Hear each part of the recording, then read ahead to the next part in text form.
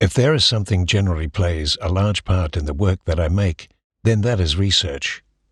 I have areas of general interest that inform most of my work, memory, identity, originality, and language being the ones that generally occupy me. When I was talking with Kenneth about being part of this show, I developed an initial idea.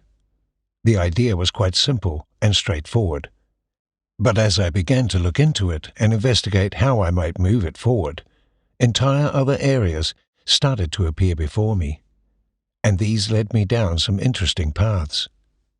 One of which was reacquainting myself with the work of the Critical Art Ensemble and looking at and thinking about the intersections of art and science, art and politics, and science and politics.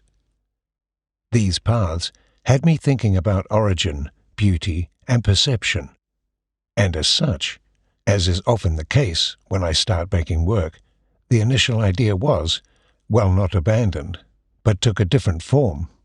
Part of that was looking at how art resembles infection, and also how some topics around art are approached as an illness or an infection of the body art.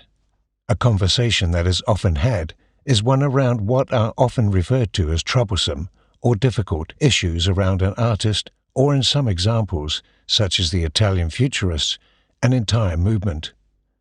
Can we still be allowed to like the work of an artist who was or is a misogynistic asshole, a fascist, a pedophile, an anti-Semite, a staunch and vocal supporter of dictatorships? That list is likely endless.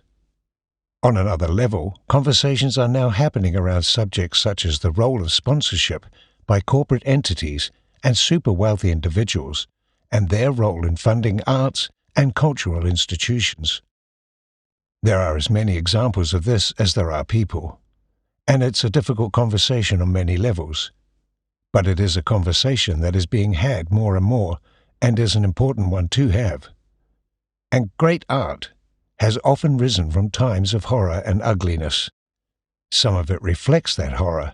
Picasso and Guernica, Shostakovich and his Symphony No. 8, Goya and the 3rd of May, poets such as Wilfred Owen and August Stram, Peter Paul Rubens and his Consequences of War, and most of the work of Otto Dix and Artemisia Gentileschi, to mention a few.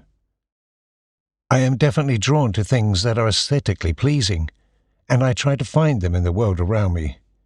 I was once described, much to my delight, as someone who seeks out beauty in the mundane.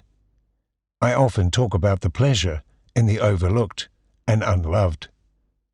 As I started researching the idea that was starting to form in my mind for this show, I began to notice something in the images and illustrations around viruses, bacteria, and mold.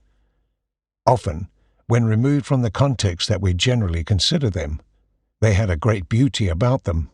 Their representations can be, I feel, things of beauty, and for some, inspiration.